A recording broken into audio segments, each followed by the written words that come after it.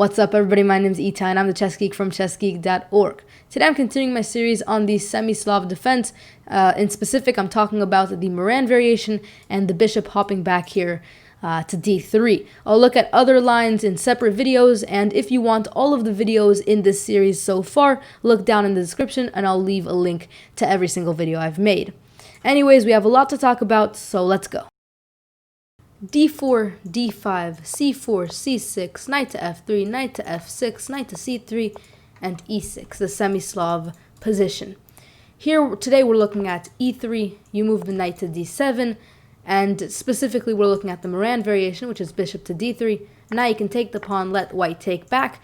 The reason we ended up playing this move before taking, right, so if we were to take here, the problem with this is that white can develop their piece and capture back all in one move. So notice that this position for white is the exact same, but if we first develop our knight and then let the bishop go here, this is the exact same position as this, but we have an extra developed piece. That's because white played two consecutive moves with the same piece, so they lost tempo.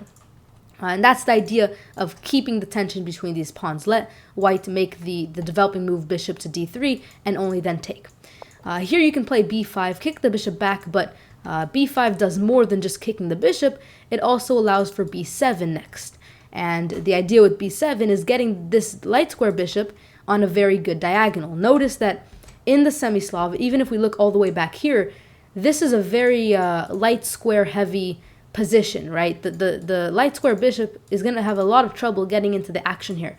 But with this specific line, with b5, you're allowing the light square bishop a spot on b7, and then with the move c5, now that, all of a sudden this bishop has a nice diagonal.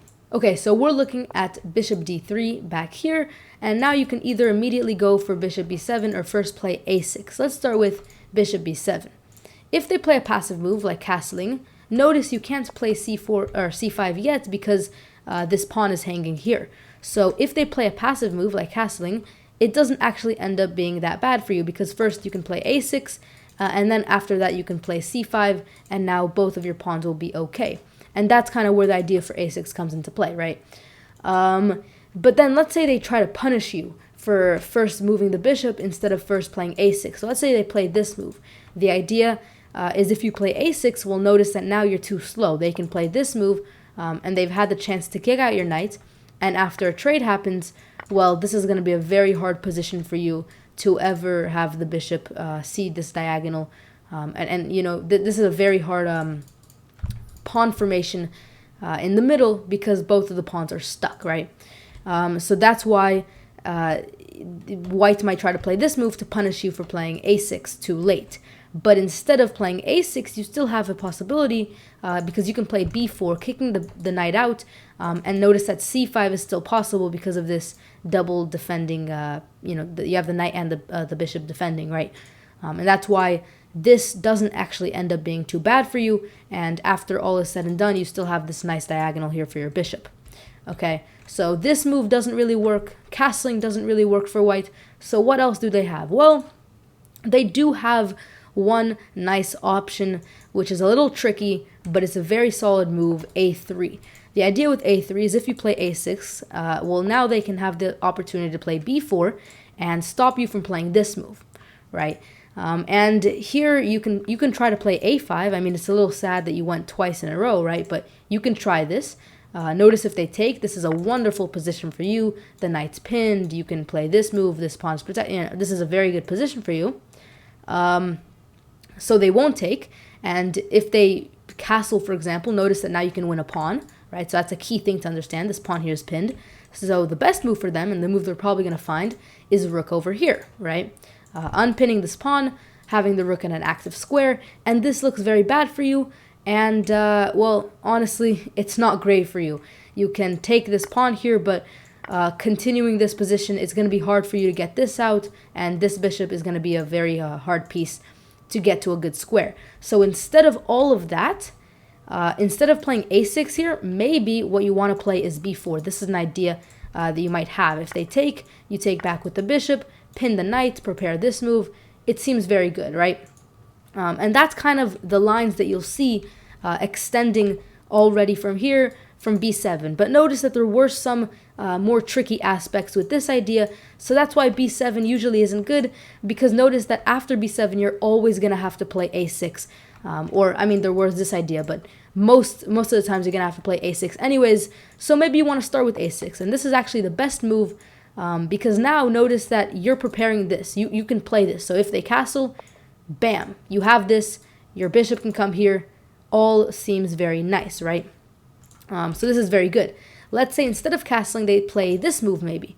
Well, notice that now you can play c5 again, and they don't have this idea now, because if they do play this move, you know, you've already played c5. So once the knight comes here, you can take, and you'll have this relatively nice position here with your pawns, and you'll be able to get your bishop on this nice diagonal, because notice that once the pawn takes, you can play this move. Okay, but you don't even have to enter that line. In fact, all the way looking back here, you have a very sneaky move. If they try to play this move, the better option for you is actually taking the pawn here, doing this trade of knights. It could even continue with knight here. You could play this move, hit the bishop. It's just a very long, messy line, but overall, it should lead to an open diagonal for you, and that's your big main goal. Okay, so notice that castling, if you play a6, castling doesn't work. This move here is no good either. And I should mention, by the way, when people are attacking on the flank or on the side of the board, so notice that we're not attacking, but we're doing a lot of moves here on the side, you always want to start doing moves in the middle. So this is a good idea. It just actually, unfortunately for white, doesn't work in any scenario.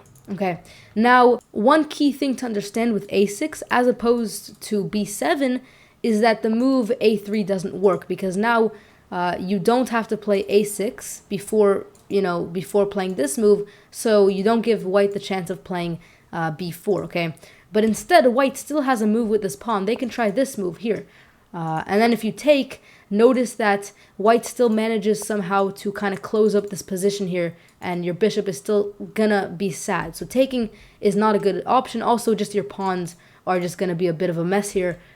So instead, you can try b4, and you'll notice that this ends up working, right? The knight moves there, you can play this move, and you'll end up getting your diagonal. So overall, regardless of what you choose, I still stand by the fact that a6 is better, but regardless, your goal is going to try to open up this this diagonal here, and well, you will definitely be able to achieve it with the moves that I showed you today. Thank you guys so much for watching. Hopefully you enjoyed and learned something as well. If you want other videos from this series, make sure you look down in the description. I'll leave them all down there. Make sure you subscribe if you haven't already for more chess videos like these that are aimed to help you improve. And check out my brand new website at www.chessgeek.org. Thank you all. Peace.